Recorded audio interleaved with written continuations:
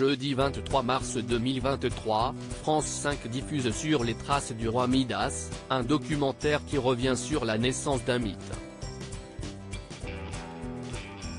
Lors de fouilles, des archéologues ont révélé qu'un roi Midas avait réellement existé.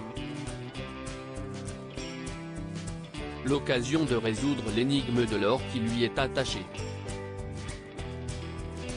Dans ses Métamorphoses, livre Xi, Ovide raconte la rencontre entre Midas, souverain de la Phrygie, et le dieu Dionysos.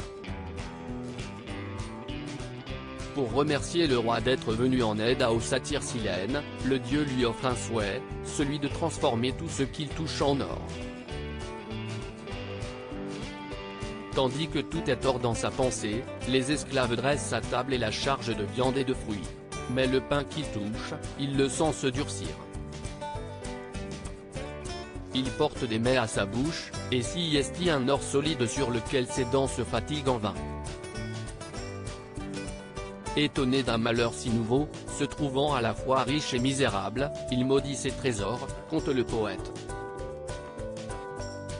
Midas finira par implorer le dieu de la vigne et du vin de le libérer de ce fardeau, ce qu'il fera en se lavant les mains dans les eaux de la rivière Pactole. Et si l'on vous disait que dans cette légende vieille de plusieurs millénaires se cache une part de vérité? Jeudi 23 mars 2023, France 5 diffuse sur les traces du roi Midas, un documentaire qui revient sur la naissance du mythe. Le roi Midas a-t-il vraiment existé? Les caméras de science grand format se sont rendues à Gordium, une citadelle vieille de 3000 ans, exhumée en Turquie à la fin du 19e siècle. La ville était la capitale de la Phrygie et jouissait d'un emplacement de choix à l'intersection des routes commerciales entre l'Orient et l'Occide.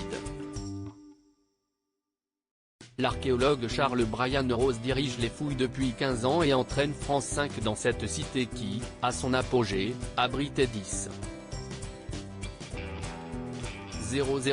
âmes et un commerce artisanal des plus rentables. Textile, céramique, métal, bois, et mosaïque étaient produits à grande échelle dans la cité qu'un certain roi Midas aurait menée à sa prospérité.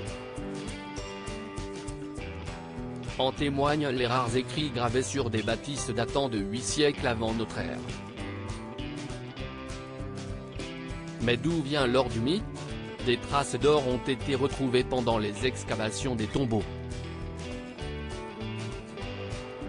Dans les linceuls qui enveloppaient les corps des défunts de l'élite, mais aussi dans les trésors avec lesquels ils étaient mis en terre. À quelques kilomètres de là, dans la ville voisine de Sardes, une autre partie de l'énigme se dévoile. Les Lydiens y auraient trouvé un moyen, grâce à l'alchimie, de séparer l'électrum, un alliage composé d'or et d'argent. Ils parvenaient alors à isoler l'or pur pour l'utiliser dans le commerce. Puisque la cité a été bâtie sur le Pactole, ce procédé révolutionnaire pour l'époque pourrait renfermer une partie du mythe du roi Midas, lequel aurait par la suite hérité d'Oreidane, après avoir irrité Apollon. Mais ceci est une autre histoire. À lire aussi Pérou, sacrifice au royaume de Chimor, France 5, enquête sur un mystère vieux de 600 ans.